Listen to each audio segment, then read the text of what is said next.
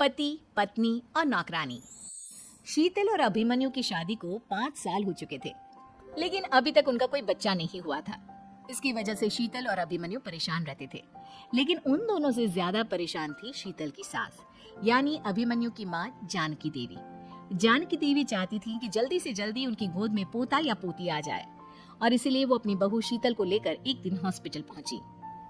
Doctor madam, जरा ठीक से चेक करके बताइए ना, कई बड़े बड़े डॉक्टर को दिखाया है, लेकिन मेरी बहू माँ ही नहीं बन पाती। मैंने शीतल को बहुत अच्छे से चेकअप किया है। देखिए, बात यह है कि शीतल के अंदर माँ बनने की कैपेसिटी नहीं है। ये आप क्या कह रही है डॉक्टर साहब? कोई तो इलाज होगा ना, कोई दवाई दे दीजिए। देखिए, कुछ प्रॉब्लम ऐसी होती है जिनका कोई ट्रीटमेंट नहीं होता। आई एम सॉरी टू से, लेकिन शीतल कभी माँ नहीं बन सकती, क्योंकि उसके यूट्रस में अंदर से ही कुछ प्रॉब्लम है। घर आने के बाद क्या हुआ माँ? कहाँ लेकर गई थी आप शीतल को? अरे कहाँ लेकर जाती, डॉक्टर मैडम के पास ले गई थी, लेकिन तेरी बीवी तो कभी माँ बन ही नहीं सकती। मम्मी जी, इसमें मेरी क्या गलती? अगर अंदर से कोई प्रॉब्लम है तो उसमें मैं भी कुछ नहीं कर सकती। जानती हूँ, ये बात डॉक्टर के मुंह से सुन चुकी हूँ। अब दोबारा मेरे सामने इस बात का गाना मत गा। अरे माँ, परेशान होने की जरूरत नहीं है, हम सोचते हैं ना कुछ। अरे क्या सोचेगा तू? जब डॉक्टर कह चुका है कि तेरी बीवी माँ नहीं बन सकती, तो बता क्या सोचेगा तू? कहाँ से लाएगा बच्चा? माँ, ये तो मैं भी नहीं जानता। अभिमन्यु, क्यों ना हम अनाथ आश्रम से एक बच्चा गोद ले आए? क्या फर्क पड़ता है बच्चा हमारा हो या गोद लिया हुआ? हाय, बड़ी बातें बनाने वाली, क्या फर्क पड़ता है? अरे क्यों फर्क नहीं पड़ता? मुझे इस वंश को आगे बढ़ाने के लिए मेरे बेटे का खून चाहिए, किसी दूसरे का नहीं। लेकिन माँ, आप जानती हैं कि ये अब पॉसिबल नहीं है। मैं कुछ नहीं जानती। मैं किसी पराये की औलाद को इस घर में अपना पोता या पोती बन के बढ़ता हुआ नहीं देख सकती। मेरा वंश मेरे बेटे के खून से ही आगे बढ़ेगा। लेकिन मम्मी जी, ऐसा कैसे हो पाएगा? आप अच्छी तरह जानती है ना, मेरा और अभिमन्यु का बच्चा नहीं हो सकता। तो मैं अपने बेटे की दूसरी शादी करवाऊंगी, और अपनी दूसरी बीवी से ये मुझे बच्चा पैदा करके देगा। ये आप क्या कह रही हैं माँ? मैं किसी और से शादी नहीं करने वाला। मेरे रहते हुए आप अभिमन्यु की शादी किसी और से करवाएंगी? मम्मी जी, आप ऐसा कैसे कर सकती हैं? तू बस देखती जा बहू, मैं ऐसा कैसे कर सकती हूँ। कुछ दिनों के बाद, अभिमन्यु, मैंने तेरे लिए लड़की ढूंढ ली है। माँ, मैं आपको कितनी बार समझाऊं, मुझे किसी से शादी नहीं करनी है। पहले मेरी बात सुन। ये जो चमेली है ना, हमारे घर में काम करने आती हैं, वो तुझसे शादी करने के लिए तैयार है। मम्मी जी, आप अभिमन्यु की शादी एक नौकरानी के साथ करवाएंगी? वो इसलिए क्योंकि चमेली दिखने में बहुत खूबसूरत है, बच्चा भी सुंदर ही होगा। मम्मी जी, लेकिन एक बच्चे के लिए अपने बेटे की शादी नौकरानी के साथ करवाना, क्या ये सही है? अगर अभिमन्यु ने शादी नहीं की ना, तो मैं अपनी जान दे दूंगी। अब देख लो, अगर तुम्हें अपनी माँ की जान प्यारी है तो तुम्हें इस नौकरानी के साथ शादी करनी ही होगी। इस तरह जानकी देवी अपने बेटे अभिमन्यु की शादी नौकरानी चमेली के साथ करवा देती है। कुछ दिनों के बाद, नौकरानी से मालकिन बन के तो मजा आ गया, अब तो मैं इस घर की मालकिन हूँ। देखो, अपने आप को ज्यादा मालकिन समझने की कोशिश मत करो। एक बार तुम्हारा और अभिमन्यु का बच्चा इस दुनिया में आ जाए, उसके बाद तुम इस घर से हमेशा के लिए चली जाना। अरे जाओ जाओ, किसी और के आगे बातें बनाना, एक बच्चा तो पैदा नहीं कर सकी। बढ़िया आई, जाओ जाकर मेरे लिए कॉफी बना कर लाओ। नौकरानी मैं हूँ या तुम? मम्मी जी, देखिए ना शीतल मुझसे किस तरह से बात कर रही है।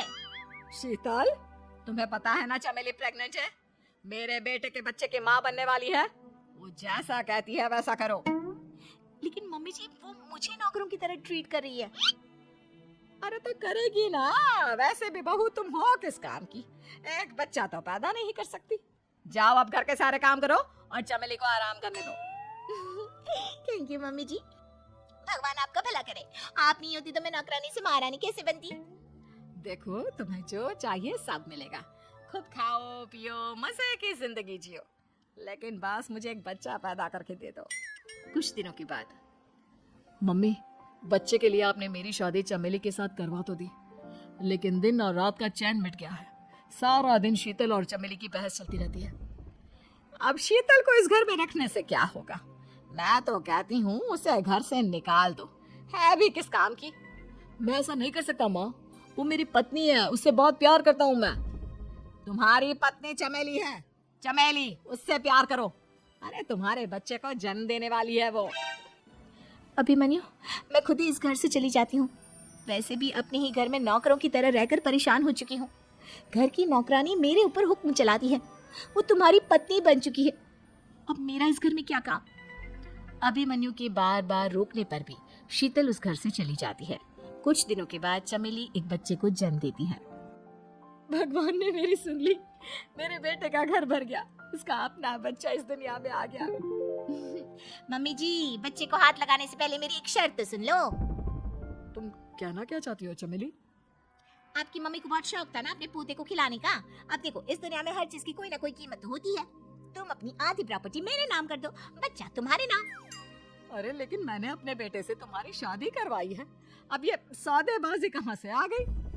जो औरत अपनी बहू को घर से निकाल कर एक नौकरानी के साथ अपने बेटी की शादी करवा दे, वो तो सौदेबाजी कर ही सकती है ना। उसका कैसे भरोसा कर सकते हैं? मुझे बस आप लोगों की प्रॉपर्टी चाहिए, उसके बाद ही बच्चे को आप हाथ लगा सकते हैं। मैंने कहा था ना मम्मी, आप गलत कर रही हैं। देखिए, उसका नतीजा आपके सामने है। जब शीतल को पता चलता है कि अभिमन्यु और चमेली का बच्चा दुनिया में आ गया है, तो वो अपने घर पहुंचती है। अभिमन्यु, कहाँ है आपका बच्चा? क्या मैं उसे देख सकती हूँ? कुछ भी मत पूछो शीतल, माँ की हुई एक गलती हम लोगों पर भारी पड़ रही है।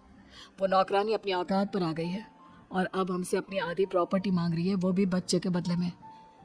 एक बात कहूँ अभिमन्यु, आप उसे कुछ भी देने से मना कर दो। अरे कैसी बात कर रही हो? मेरे बेटे की औलाद है उसके पास, ऐसे कैसे मना कर दे? मम्मी जी, वो अभिमन्यु का बच्चा नहीं है, वो चमेली और उसके बॉयफ्रेंड का बच्चा है। ये तुम क्या कह रही हो शीतल? ये देखिए वीडियो। चमेली और उसका बॉयफ्रेंड आपस में बातें कर रहे हैं कि उन दोनों ने मिलकर आपको बेवकूफ़ बनाया है और अब इस बच्चे के बदले आपसे प्रॉपर्टी भी हड़प लेंगे। हे भगवान, ये मुझसे क्या हो गया? ना तो बच्चा मिला और अपने बेटे की नौकरानी के साथ शादी करवा दी सो अलग। अब क्या होगा? मुझे माफ कर दो शीतल, मेरी वजह से तुम्हें बहुत तकलीफ हुई है। अभिमन्यु, मैंने कहा ना, उस नौकरानी को उसके बच्चे सहित इस घर से बाहर निकाल दो। लगता है मेरे अभिमन्यु का बाप बनने का सपना अधूरा ही रह जाएगा। अभिमन्यु, अपनी मम्मी से कहो कि परेशान ना हो।